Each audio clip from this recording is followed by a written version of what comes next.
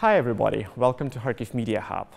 Here in Ukraine, we sometimes think that the world has forgotten about Ukraine after these 10 years of the war and for almost 3 years since the beginning of the full-scale invasion, that we are not being discussed, we are not being talked and supported enough.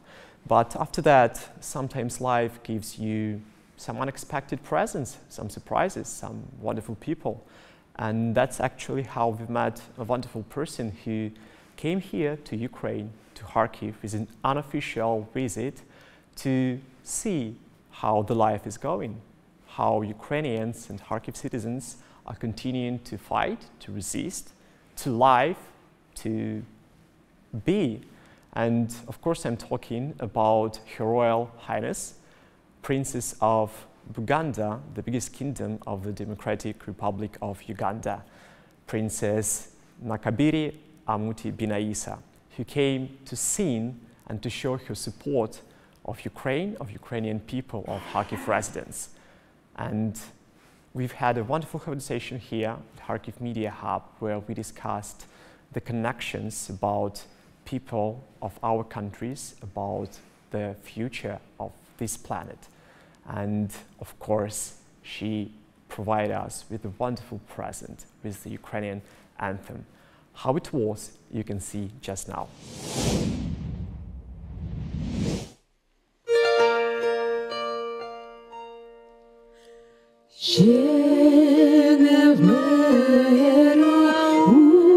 України, ні слава, ні воля,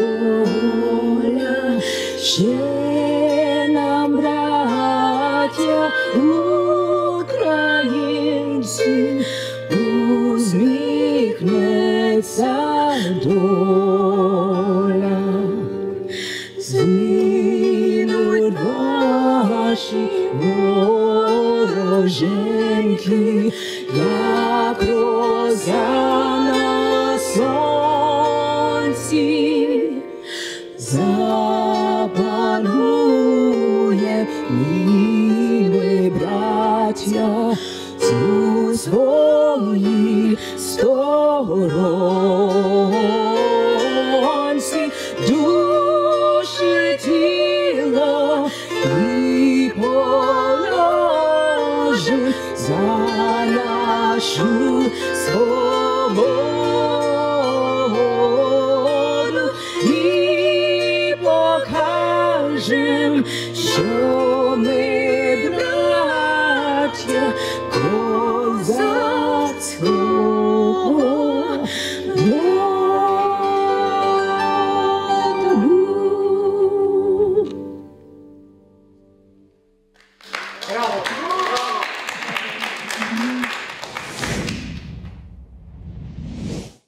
First of all, I would like to welcome you in Ukraine, Kharkiv, and Kharkiv Media Hub. So I think there will be just a few questions. So, Your Royal Highness, the first of them is, can you introduce yourself and tell us why you decided to come to Ukraine and to Kharkiv especially, the cities that is in the east of our country that is going through their difficult times and unfortunately suffering from the war? I actually came to Ukraine to sing a foundation for Ukraine in Kyiv. And the reason that I'm here in Kharkiv is because it's important when I go back, is raising money and raising awareness of what's going on in Ukraine. It's so much more powerful story if you've actually been there yourself. So coming to Kharkiv for me was very important. And also the managing foundation, which organized all of this, is dealing with the rehabilitation of children who were traumatized by war and children who have come back into Ukraine from being abducted, as well as supporting them. And I feel quite passionately about supporting the children of Ukraine. So as far as I understand that after going back home, you will find the further steps, and probably you can talk more about your future steps of the program of this help and cooperation with Ukrainian side. Am I right? Yes, and I think what's important that happens a lot in the media is people speak for you, without advocating speaking to you. And they assume they know what you want or what your struggle is or what you need. Instead of, that's why I'm here to ask you, what is it? And then I'll go and I'll be telling something that is authentic. You touched the topic of the media and the representation. We work in Kharkiv Media Hub. We worked with many media representatives with more than 62 countries from the globe since the start of the full-scale invasion here in Ukraine. And unfortunately, we can see that we have the blind spots geographically in some areas of the globe where we unfortunately don't see lots of journalists coming.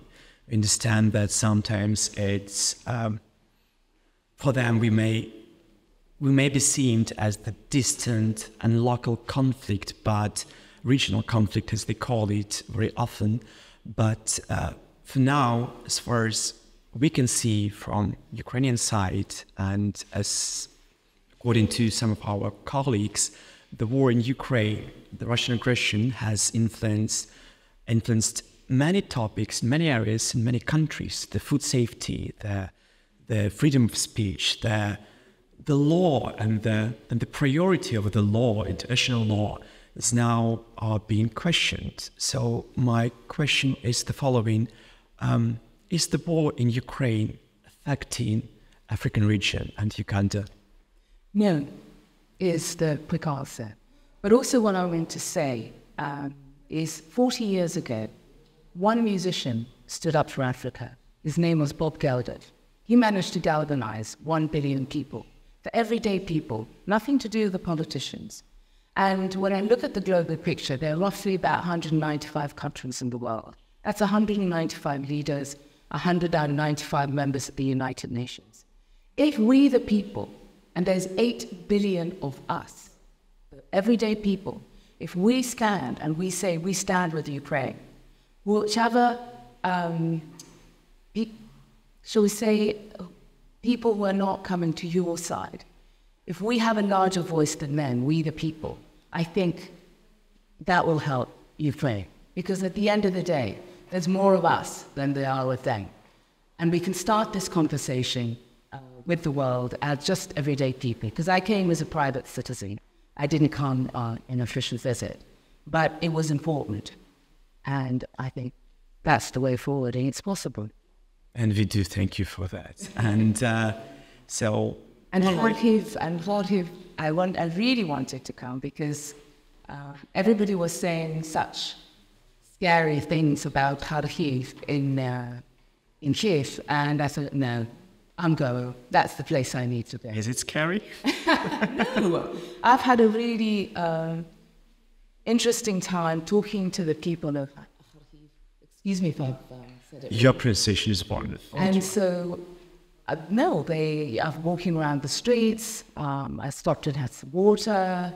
I mean, yes, during the evening, there's a lot of bombings and a lot of alarms, and all that didn't go away.